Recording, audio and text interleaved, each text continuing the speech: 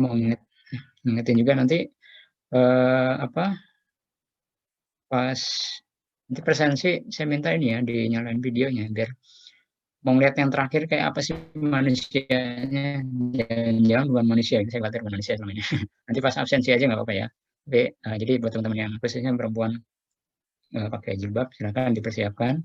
Kemudian untuk yang laki-laki kalau perlu sisiran sisiran ya. Mungkin nanti ada yang tertarik mungkin. Kemudian menjawab pertanyaan Aulia, ciri-ciri Anova gimana sih kita?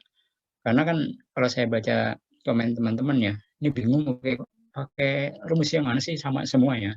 Jadi kalau Anova itu ciri-cirinya sampelnya itu lebih dari bukan sampel, pokoknya anggotanya mungkin populasinya satu ya, tapi bisa dibagi beberapa kategori. Ciri-cirinya adalah dia dikelompokkan ke dalam uh, minimal dua ya, lebih dari dua, tiga ya biasanya tiga atau empat gitu. Nah, itu kita kan membandingkan. Kalau cuma dua, kita bisa menggunakan yang pertemuan ke 9 ya, yang uji beda rata-rata kayak gitu kan. Tapi kalau untuk tiga, minimal tiga, kalau teman-teman membaca di soal, oh, ada tiga sampel nih, berarti pakai ANOVA. Melihat apakah ada perbedaan di antara ketiga, minimal tiga. Kalau ada empat, ya berarti udah otomatis ya. Langsung aja ditebak bahwa, oh kalau ada tiga itu pasti ANOVA gitu. Nah, cuma masalahnya ANOVA ini kan kalau yang di video saya itu ada dua formula ya. Saya coba menerapkan masing-masing formula itu ternyata berbeda. Sepertinya kalau ini kalau pemahaman saya ya, kalau misalnya nanti jumlah sampelnya sama, jumlah anggota sampelnya tiap sampel itu sama, yang dicontoh soal di video saya nomor satu itu jumlahnya sama ya. Nah itu berarti pakai formula yang ada di bukunya Triola. Tapi kalau jumlahnya berbeda, itu pakai yang sampel yang kedua ya. Itu kan perlakuannya berbeda ya. Ketika menggunakan, misal contohnya jumlah anggotanya berbeda, tapi teman-teman menggunakan buku Triola, itu akan berbeda hasilnya. Atau sebaliknya, jumlah anggotanya berbeda, misalnya tiga sampel. Sampel pertama itu ada 4 anggota, sampel kedua 5, yang ketiga ada 6. Jumlah berbeda, tapi menggunakan formula yang Triola, itu hasilnya juga akan berbeda. Jadi masing-masing pemahaman saya akan rumusnya berbeda gitu, tidak bisa dicoba saling silang gitu ya. Jadi kalau jumlah anggotanya sama, berarti pakai yang Triola yang mencari nilai apa varian dari rata-rata itu, variannya rata-rata. Tetapi kalau misalnya formula apa jumlah anggotanya yang berbeda, berarti pakai contoh sampel yang kedua yang di video saya, gitu ya. Biasanya di soal UAS kalau atau di soal-soal di buku lain, khususnya Triola itu menggunakan jumlah anggota yang sama ya. Jumlah anggotanya sama, setiap sampel jumlah anggotanya sama. Berarti kita pakai yang Triola. Karena kita selama ini kan mengacu ke Triola ya. Kemungkinan nggak akan menggunakan formula yang sampel kedua yang di video saya. Karena itu bukunya bukan menjadi buku pegangan kita. Buku pegangan kita adalah yang Triola, yang sampelnya sama gitu ya. Tapi kalaupun nanti ternyata hasil soalnya itu menggunakan sampel yang berbeda, silakan teman-teman bisa menggunakan yang kedua. Tapi sepertinya nggak mungkin ya, nggak mungkin. Kemungkinan dia adalah jumlah sampelnya sama. Yang paling gampang adalah teman-teman ya ketika membaca sebuah soal, lihat di pertanyaan atau di pernyataan terakhirnya dia menanyakan apa gitu ya. Ketika menanyakan rata-rata, berarti tinggal dilihat ada berapa sampel nih. Kalau tiga udah pasti ANOVA gitu ya. Tiga atau empat dan seterusnya itu ANOVA. Tapi kalau dua berarti kita pakai yang formula pertemuan ke-8 gitu ya. Itu ya udah ya. Jelas ya. Terima kasih Yoli. Terima kasih Yang Pak. lain ada pertanyaan? Arif. Yang pertama ada model namanya kesesuaian model ya, goodness of fit, kesesuaian model, di mana ini kita akan melihat, menguji apakah ada kesesuaian frekuensi yang kita amati dengan frekuensi atau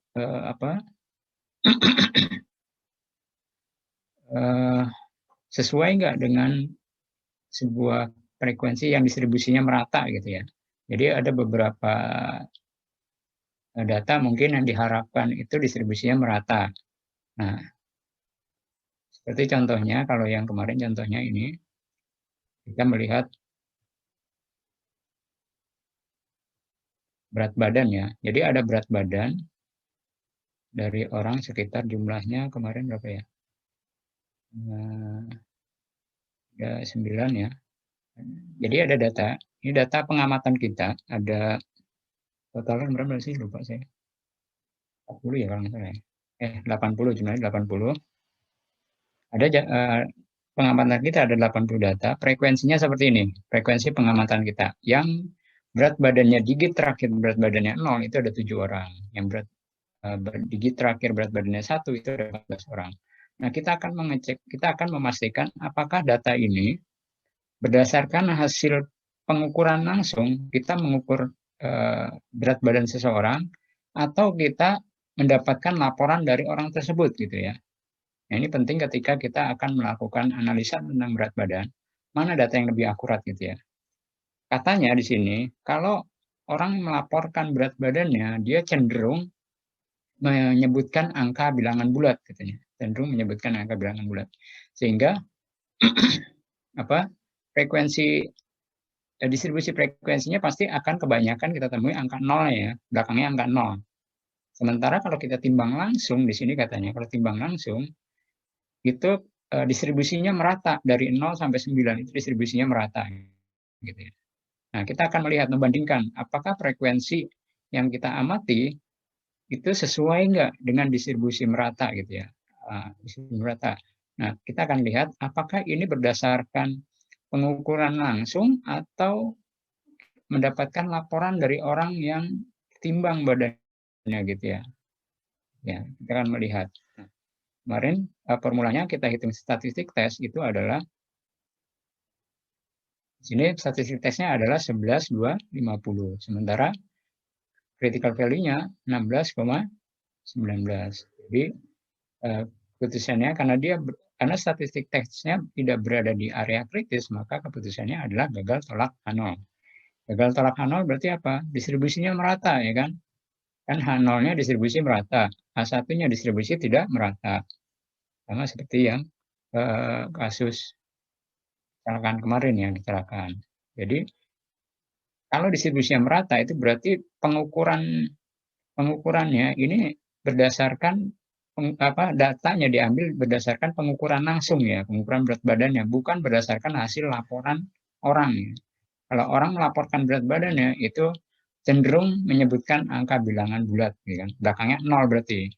Nah, kalau kita nimbang langsung ke orangnya, itu digit terakhir berat badannya kemungkinan bisa 0 sampai 9 itu akan distribusi normal. Nah, berarti dari uji hipotesis ini kita dapat menyimpulkan bahwa kemungkinan di sini pertanyaannya adalah bagaimana ya, apa yang dapat kita simpulkan tentang prosedur dalam memperoleh berat badan tersebut ya kan?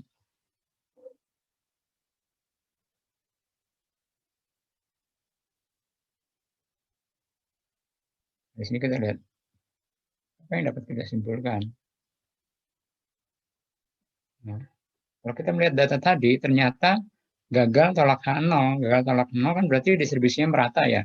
Kalau distribusinya merata, katanya berarti data itu diambil dari hasil pengukuran langsung, bukan mendapatkan laporan dari orang gitu ya. Berarti bahwa dengan uji hipotesis ini kita dapat menyimpulkan bahwa data ini diperoleh dari hasil pengukuran langsung, bukan berdasarkan laporan dari orang. Itu untuk yang fitness of fit ya, jadi kesesuaian model. Apakah frekuensi yang kita amati itu sesuai enggak dengan distribusi merata gitu ya. Sama enggak? Cocok atau enggak gitu ya. Kemudian untuk analisa tabel koefisiensi ini ada dua. Kita bisa melakukan uji independensi yang kemarin kita sudah pelajari untuk mengetahui hubungan. Ada hubungan enggak kedua variabel? Seperti tadi contohnya ya soal nomor disampaikan siapa Aisyah ya. Ada hubungan nggak antara komunitas masyarakat dengan bagian surat kabar yang dibacanya? Ada hubungan nggak kedua variabel itu? Nah, kalau di contohnya di sini disebutkan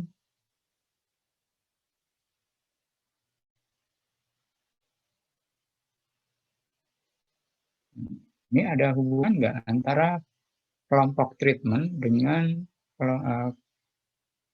status subjeknya, dia terinfeksi atau tidak gitu ya. Ada hubungan nggak? Kalau nggak ada hubungannya berarti nggak efektif penggunaan obat ini ya, dengan obat vaksinasi atau placebo. Kemudian, oke, sebelumnya ada pertanyaan dari dua metode yang sudah disampaikan sebelumnya. Jadi kalau yang pertama, kita melihat distribusi frekuensi yang kita amati sesuai nggak dengan distribusi merata gitu ya, sama nggak. Kemudian yang kedua, kita melihat hubungan antara dua variabel yang disajikan di dalam tabel kontingensi. Yang sekarang tabel kontingensi itu bisa kita gunakan untuk menganalisis uji homogenitas. Kalau yang kemarin uji independensi melihat hubungan antara dua variabel, di mana diwakili oleh variabel baris dan variabel kolom ya. Sekarang kita akan melakukan uji homogenitas. Apa homogenitas?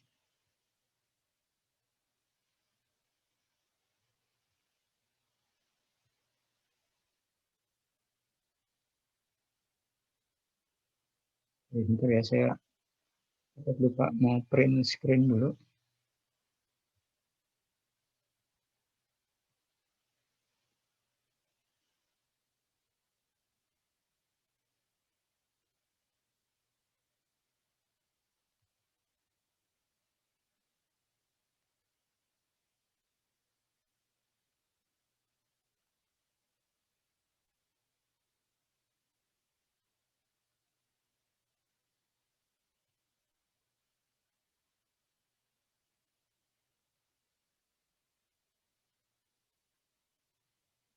Kita akan menguji pernyataan bahwa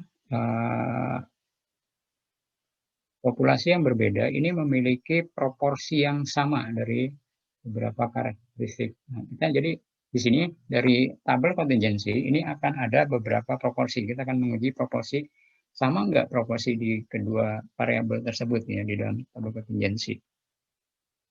Apa bedanya antara uji homogenitas dengan independensi? Nah, nanti ketika teman-teman di ujian ini pakai uji homogenitas apa pakai uji independensi? Kan dua-duanya menggunakan tabel kontingensi ya kan? Nah, ciri-cirinya kalau pakai uji homogenitas ini biasanya jumlah sampelnya sudah ditentukan, ya jumlah sampelnya sudah ditentukan, jumlahnya sudah ditentukan. Tapi kalau uji independensi dia tidak ditentukan jumlahnya, kayak tadi ya, jumlahnya kita nggak tahu totalnya ada berapa jumlah sampelnya. Tapi kalau yang homogenitas ini jumlah sampelnya biasanya sudah ditentukan. Yang kedua, untuk uji homogenitas kita akan menganalisis proporsinya. Kalau di independensi kan menganalisis frekuensinya ya, frekuensinya. Sementara kalau yang di homogenitas kita menguji proporsinya. Nah di sini kita akan coba melihat di dalam polling gender memiliki dampak dari respon. Jadi ketika respondennya cowok diajukan pertanyaan, ini ada perbedaan nggak ada perbedaan proporsi nggak ketika yang menginterview itu laki atau perempuan gitu. Ya, ketika yang ketika yang bertanya itu laki-laki, subjeknya semua laki-laki ya, subjeknya semua laki-laki. Ketika yang interviewernya adalah laki-laki, dibandingkan dengan ketika interviewernya perempuan. Ya, ada perbedaan proporsi nggak jawabannya gitu ya. Nah, di sini kita akan menguji ketika ada sebuah pertanyaan tentang aborsi ini adalah masalah pribadi ya. Kemudian harus diserahkan kepada perempuan untuk mengambil keputusan tanpa campur tangan pemerintah. Nah, pertanyaan ini diajukan kepada laki-laki, kepada kalau yang bertanya itu perempuan, yang bertanya itu laki-laki, laki-laki ya, 800 orang laki-laki. Tapi kalau yang bertanya itu perempuan, jumlahnya 4, dia akan menanyakan kepada 400 laki-laki. Nah, ini ada perbedaan proporsi enggak gitu? Ada perbedaan dampak, bagaimana dampak gender terhadap respon laki-laki ketika menjawab pertanyaan tadi ya, pertanyaan aborsi ini sebenarnya masalah perempuan, biar diserahkan kepada perempuan aja untuk mengambil keputusan tanpa campur tangan pemerintah gitu. Nah, cuma ini katanya kalau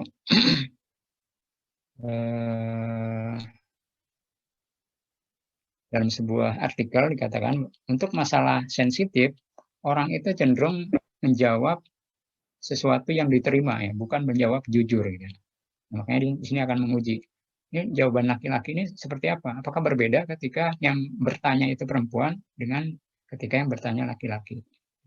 Kita akan melihat, akan membandingkan proporsinya ya, proporsinya sama atau tidak. Ini namanya uji homogenitas.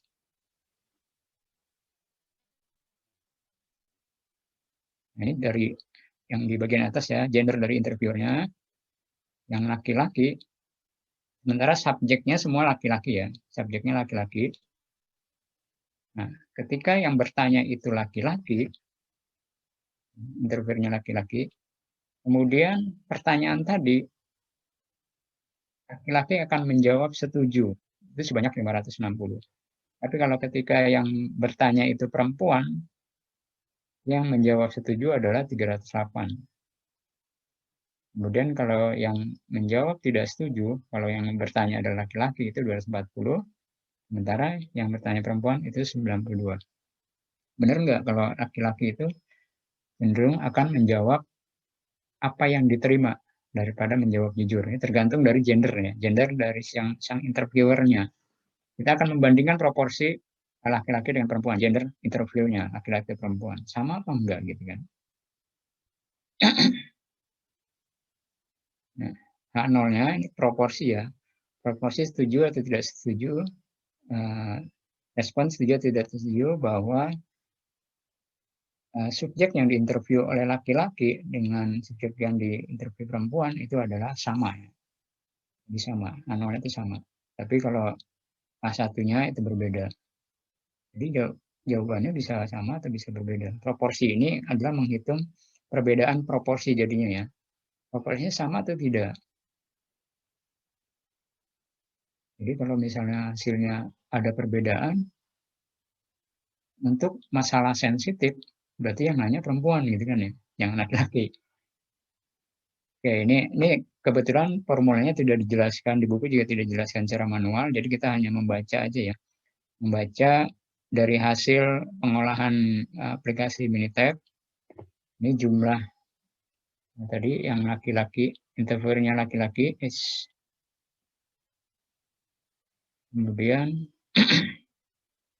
jawab setuju 560, jawab tidak setuju 240. Sementara yang interviewernya perempuan, jawab setuju 308, kemudian tidak setuju 92. Nah, hasil statistik tesnya itu adalah 6,529 hasil statistik tesnya. Yes.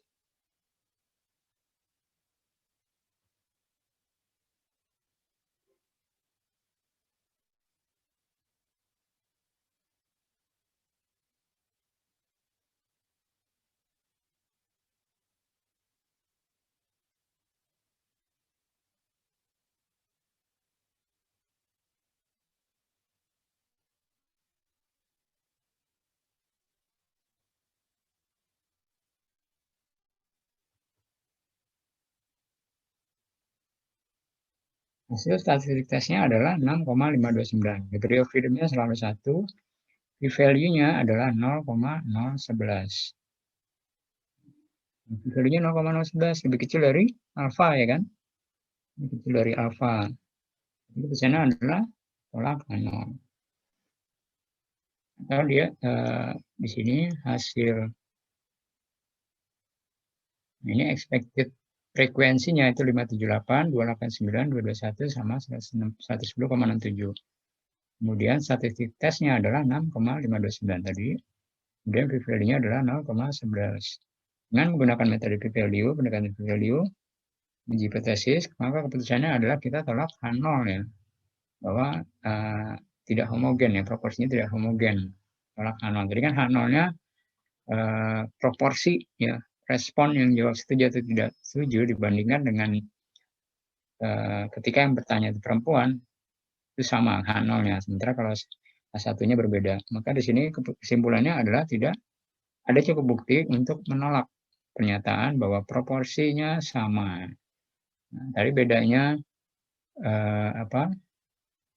uji dependensi itu kan kita menganalisis frekuensinya ya, untuk mengetahui ada hubungannya nggak antara variabel yang satu dengan variabel lainnya. Sementara di uji homogenitas kita akan melihat proporsinya, proporsinya sama atau tidak gitu kan. Ternyata proporsinya tidak sama gitu kan. Nah, di sini berarti tidak ada bukti untuk menolak pernyataan bahwa proporsinya salah nih mungkin ya. Value lebih kecil dari 5%, mentolak H0. Ada cukup bukti, sorry, betul. Ada cukup bukti untuk menolak. Berarti sebenarnya kesimpulannya adalah menerima H1 ya kan. Menolak H0 adalah menerima H1. Apa H1-nya? H1-nya adalah proporsinya berbeda.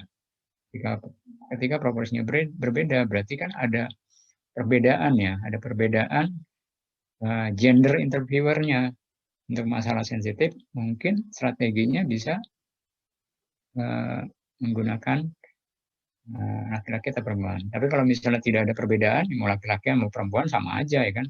Silakan aja mau siapa aja yang bertanya gitu. Tapi ternyata ada perbedaan. Jadi benar bahwa isu sensitif itu ada kecenderungan orang itu laki-laki itu menjawab diterima alasan yang dapat diterima daripada menjawab jujur. Kira-kira begitu untuk homogenitas. Ada pertanyaan nggak? Ini karena nggak ada rumus, nggak ada cara perhitungan di Triola juga nggak ada. Kemungkinan juga dugaan saya di ujian juga nggak mungkin akan menghitung ya. Kalaupun ada soal seperti ini, paling membaca hasil atau masalah teorinya aja, konsepnya aja. Kemudian juga yang di berikutnya ini uji Fisher. Fisher juga tidak membahas secara detail. Sama menggunakan tabel kontingensi, cuma dia tabel kontingensinya menyajikan 2x2 ya, pokoknya 2x2, 2 baris dan 2 kolom. Dan biasanya saya lupa referensinya untuk uji Fisher ini biasanya sampelnya itu kurang dari 21 ya. Kalau sampelnya besar mungkin bisa pakai yang independensi. Ini juga tidak ada pembahasan detail. Nah, di sini dikatakan cukup kompleks ya. Nah, poinnya di sini adalah uji Fisher menggunakan atau digunakan pada tabel kontingensi 2x2 ya, 2 baris dan 2 kolom. Apa perhitungannya mungkin kalau teman-teman masih penasaran uji kontingensi nanti bisa dibaca di referensi lainnya. Ini sama. Ini kesimpulannya. Tabel kontingensi ini di mana tabelnya disajikan atau disusun ke dalam data yang kategorikal ya, dikategorisasikan tabelnya. Bisa menggunakan uji dependensi untuk menguji apakah variabel baris dan kolom ini adalah independen. Sementara untuk uji homogenitas ini akan menguji apakah populasi yang berbeda memiliki proporsi yang sama ya. Ini sama atau tidak. Intinya adalah proporsi kalau homogenitas. Oke, ada pertanyaan? Belum terakhir ini uji McNemar.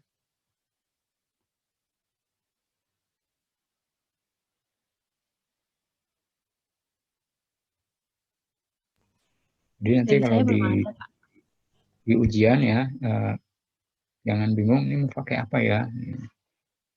Bingung sayangnya nggak bisa call friend. Ya. Oke, terakhir adalah uji McNemar ya. Uji McNemar ini untuk pasangan untuk sampel yang berpasangan. Kalau di sebelumnya itu datanya independen, maka di sini adalah datanya berpasangan. Jadi McNemar untuk menguji hipotesis nol bahwa frekuensi dari kategori yang berbeda ini memiliki proporsi yang sama. Nah, ini mirip-mirip sama homogenitasnya. Cuma nanti formulanya berbeda. Jadi kita lihat, kalau homogenitas kita tidak tahu persis bagaimana gambaran manualnya ya. Kalau ini kita bisa membandingkan karena ada manualnya. Ini menguji H0 bahwa frekuensi dari kategori yang berbeda memiliki proporsi yang sama. Kita lihat. Ini tabel tabel kontingensinya disajikan seperti ini. Jadi ada dua variabel. Variabel yang baris ini treatment Y, variabel kolom treatment X. Kemudian ada yang masing-masing biasanya sama ya. Variabel X, treatment X, katakanlah pengobatan X ya, pengobatan X itu ada yang sembuh, ada yang tidak sembuh. Sementara yang dengan pengobatan Y itu juga ada yang sembuh dan tidak yang sembuh. Nah, ini akan kita dipasangkan, sama sebenarnya dipasangkan ya. Di sini katanya menguji H0 untuk kategori yang berbeda ya, dipasangkan. Jadi untuk kategori yang berbeda atau yang berpasangan di dalam proporsi yang sama. Kita akan membandingkan pasangan yang berbeda. Maksudnya pasangan berbeda itu apa sih gitu ya? Kita lihat uji McNemar menggunakan jumlah frekuensi dari sampel yang berpasangan atau yang dicocokkan dari data nominal yang berasal dari dua kategori untuk menguji 0 bahwa tabel 2 kali 2 kolom 2 baris ini memiliki frekuensi proporsi yang sama. Nah, ini yang dianalisis adalah frekuensi B dan C ya. Frekuensi B dan C. Yang mana sih B dan C? Nah, kita akan ini posisinya ini A, ini B, ini C, ini D. Kita akan menguji proporsi ini B sama C sama nggak sih gitu ya? B sama C sama nggak sih?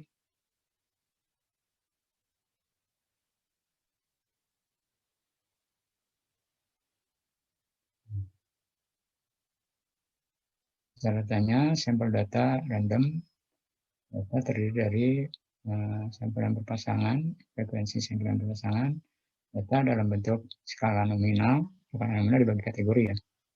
Kemudian berdasarkan kategorinya dibedakan satu sama lain.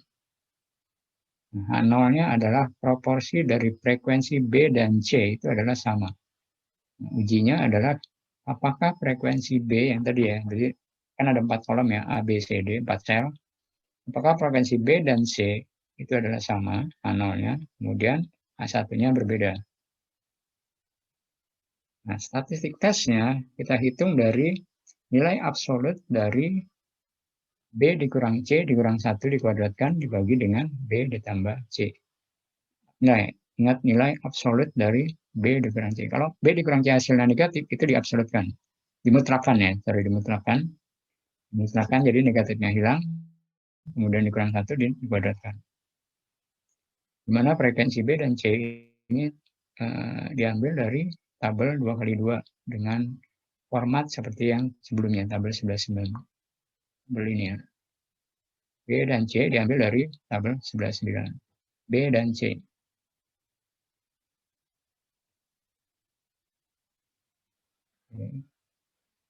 Value.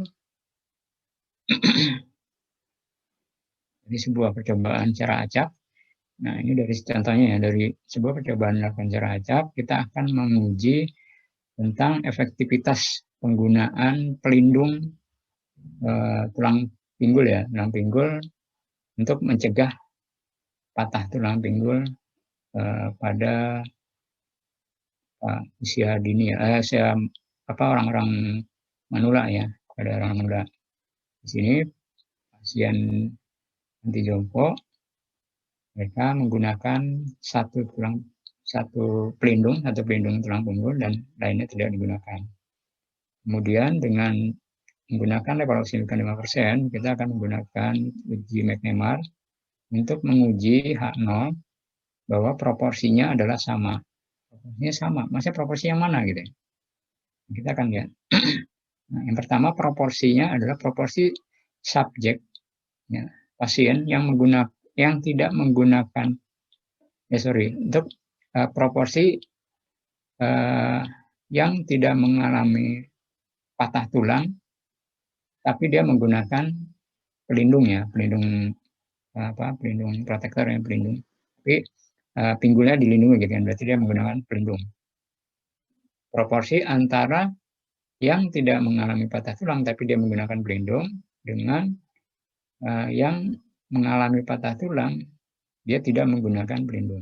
Di sini kita lihat kalau tabel yang di bawahnya proporsi, ya, no hip fracture. No hip fracture kan berarti yang tidak patah tulang, ya, tidak patah tulang, tetapi dia menggunakan pelindung, ya kan, berarti kan ini, ya, menggunakan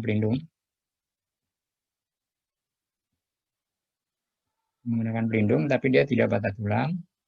Dan hip fracture yang ini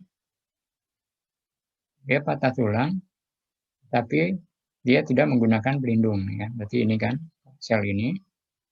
Kemudian proporsi yang kedua, proporsi subjek dengan hip fracture yang patah tulang ini pada orang yang menggunakan pelindung, berarti kan ini. Dengan no hip fracture yang tidak patah tulang, dia tidak menggunakan pelindung. Berarti B sama C, ya kan, 15 sama 10. B sama C. Kita akan membandingkan proporsinya sama nggak sih antara B sama C, gitu kan. Kalau berbeda berarti efektif ini penggunaan pelindungnya. Persyaratannya pasangan, kemudian ada menggunakan pelindung atau tidak, dan tulang atau tidak. Jumlahnya B tambah C, B tambah 15 adalah 25. Syaratnya terpenuhi minimal 10. Nah, kita akan hitung statistik tesnya dari uji McNemar. Nah, nilai mutlak dari B dikurang C dikurang 1, kuadratkan. B-nya tadi 10, dikurangi 15, kemudian dikurangi 1 dikuadratkan, dibagi dengan 25. Statistik tesnya adalah 0,640. Kemudian kita lihat di tabel A4, tabel chi-square, ini degree of freedom-nya 1, ya. Berapapun jumlahnya, jumlah sampelnya, dia degree of freedom-nya 1 dengan alfa 0,5%, ditemukan bahwa nilai critical value-nya adalah 3,841. 3,841. Sementara statistiknya adalah 0,640, ya kan? 0,60 tidak berada di area kritis. Berarti keputusannya adalah gagal tolak 0. Nah, ini menunjukkan bahwa proporsi hip fracture with the protector, jadi proporsi dari orang yang patah tulang dengan menggunakan pelindung ini tidak ada signifikan, ya, tidak ada perbedaan signifikan. Tidak ada perbedaan signifikan dengan orang yang patah tulang tanpa menggunakan pelindung. Ini artinya bahwa pelindung panggul itu tidak efektif digunakan untuk mencegah patah tulang. Karena nggak ada perbedaan signifikan. Mau pakai atau enggak, sama aja, gitu kan. Jadi nolnya gagal tolak, ya, gagal tolak H0. Gagal tolak H0 tadi apa? Tidak ada perbedaan antara proporsi B dan proporsi C. Nah, tadi ini discordant pair, pasangan yang berbeda maksudnya tadi, ya. Ini hasil dari pasangan dengan dua kategori yang berbeda, B dan C tadi, B dan C, 15 sama 10, pasangan yang berbeda, ya. No hip fracture sama hip fracture. Kemudian yang C-nya ini juga no hip fracture dan hip fracture. Jadi kategorinya berbeda, ya. Nah, ini yang perlu menjadi perhatian, hati-hati ya, hati-hati kita menggunakan frekuensi yang kategori yang berpasangan berbeda tadi ya. Jangan terpaku pada posisi yang pojok kanan atas sama pojok kiri bawah. Jangan terpaku, BC-nya ada di situ. Tapi yang perlu kita perhatikan adalah kategori yang berbedanya ya. Kategori yang berbedanya. Nah, ini tabel berikut kita akan lihat ketika tabelnya kita konfigurasi ulang, dia akan berubah posisinya B sama C. Yang perlu diperhatikan adalah pasangan yang berbeda. Kita lihat di sini, yang di bagian atas itu adalah no hip fracture, yang bawahnya hip fracture. Berarti kan berbeda nih. Hip sama no hip ya kan. Kemudian yang 10 juga hip dan no hip. Jadi ketika teman-teman nanti menempatkan sel, nah itu ketika kita menghitung nilai statistik tesnya, pilih sel yang memiliki pasangan yang berbeda. Ya, seperti ini, no hip sama hip ya kan. Yang di atas kolom no hip protector, tapi untuk kolom yang no hip fracture ya kan. No hip fracture dengan hip. Jadi hip sama no hip dan no hip dengan hip. Jadi jangan sama hip dengan hip, no hip dengan no hip gitu ya. Tapi yang berbeda, yang berlawanan. Paham ya? Jadi nggak harus B sama C, yang penting adalah pasangannya berbeda antara masing-masing kategori. Jadi no hip sama hip, no hip sama hip.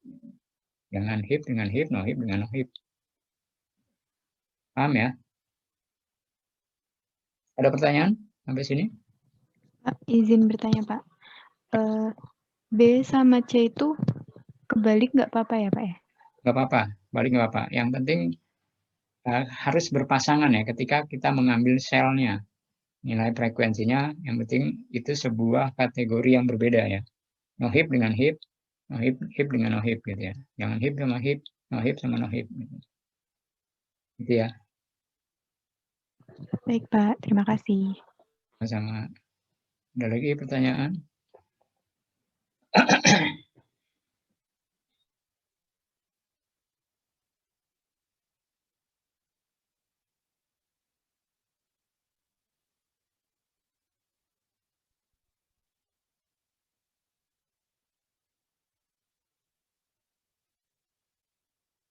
Mungkin Anova ada lagi yang mau bertanya?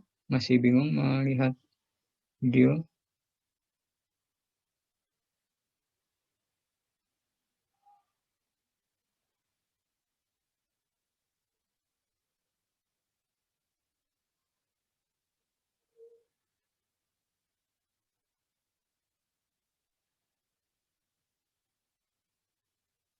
Belum ada Pak sepertinya Pak.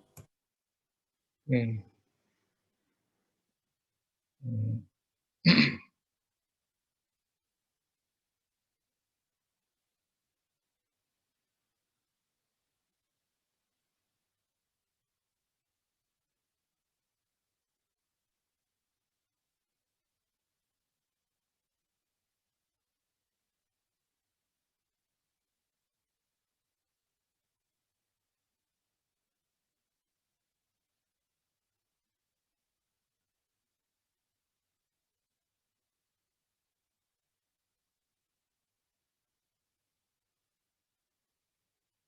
Baik, kita kuis ya, kuis pilihan ganda aja.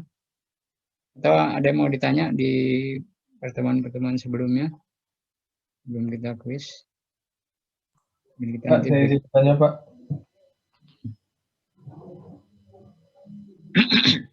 Izin bertanya, Pak. Ya, silakan Ridwan. Yang bab 10, yang rank correlation itu, Pak. Rank correlation. Itu kan dia rumusnya itu ada 2, Pak. Kedua. Yang itu ada ties itu maksudnya apa, Pak? Seri apa gimana, Pak? Ties itu sama, rankingnya sama. Maksudnya jadi gimana, Pak? Sorry, saya contohkan ya. Ini kemarin mungkin Mas Ridwan lagi ke belakang ya, saya jelasin. Jadi mungkin lewatan. Saya ulang lagi ya, bentar ya. Ya, share.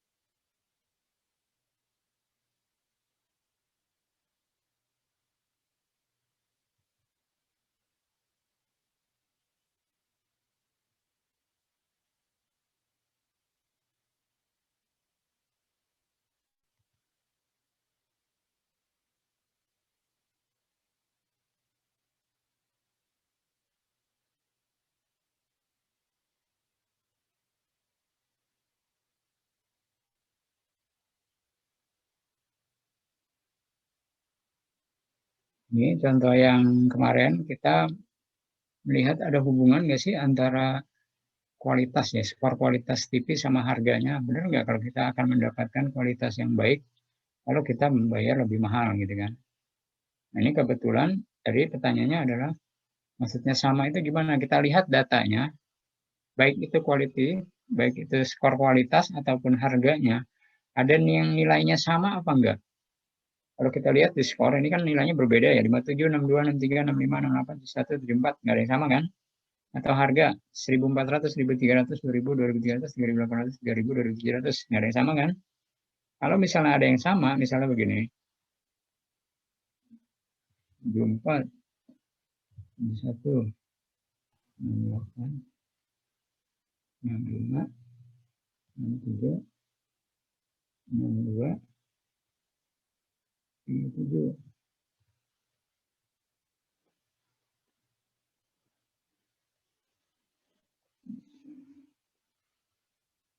Nah ini kan angkanya berbeda.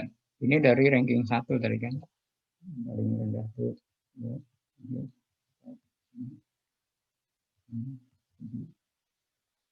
Nah, misalnya di sini sama nih, 57. Ini sama nih skornya kan. 57, 57, 63, 65 ini kan sama. Berarti ya, ada yang sama. Kalau ada yang sama, berarti rankingnya kita bedakan. Nah, kalau yang pertama tadi, kan kebetulan ada 7 sampel ya. Berarti yang pertama itu ranking 1, ranking 2. Nah, ini kita rata-ratakan. 1 tambah 2, 1 tambah 2, 3 dibagi 2. 1,5. Berarti yang pertama itu rankingnya 1,5. Yang kedua juga rankingnya 1,5. Kemudian ini 3, 4, 5, 6, 7. Ini gitu. Jadi yang sama, kita menggunakan formula yang pertama tadi, X. Yang ada 2 kan tadi ya. Kalau ini kan pakai formula D. Ya, Pak. Nah, kalau ini kalau yang samanya 2, kalau samanya 3 gimana? Sama. Bagi kayaknya dirata-ratakan ya. Kalau samanya 3 berarti dirata-ratakan. Ranking 3, ranking 2, ranking 1 dirata-ratakan. 3 tambah 2, 6 tambah 1 berapa? 1, 2, 3. Sorry, 5. 5 tambah 1, 6. 6 bagi 3 berarti 2 kan? Ini ranking 2, ranking 2, ranking 2, ranking 2 gitu. Ini berarti tetap 4, 5, 6, 7.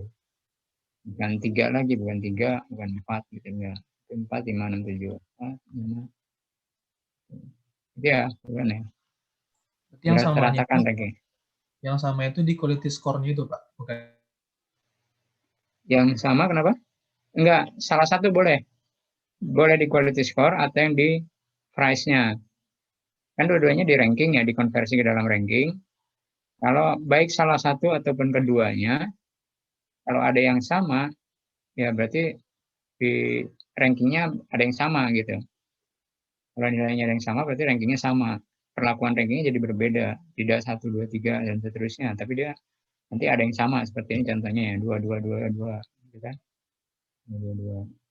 Tapi kalau misalnya price-nya enggak, rankingnya enggak sama, ya tetap dia rankingnya yang ini pakainya. Enggak berubah lagi.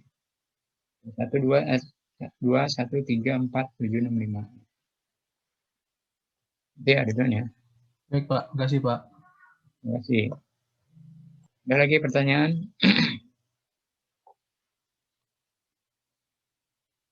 Ini mungkin yang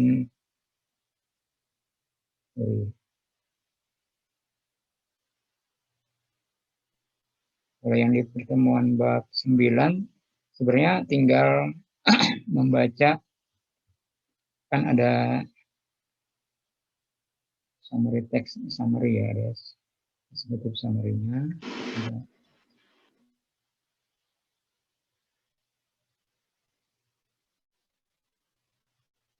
Ada Teman-teman yang bingung yang mana? Yang bingung kalau enggak ada yang bertanya. Ada yang masih bingung nggak? Ini udah bisa semuanya.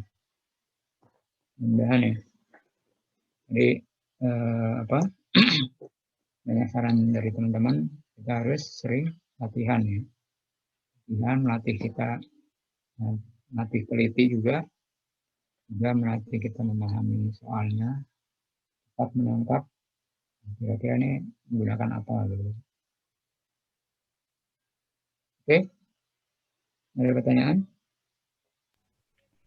Belum ada Pak, biasanya muncul pertanyaan Kalau kalau ada pertanyaan, mengulik-ngulik. silakan ditanyakan di WA, boleh ya silakan.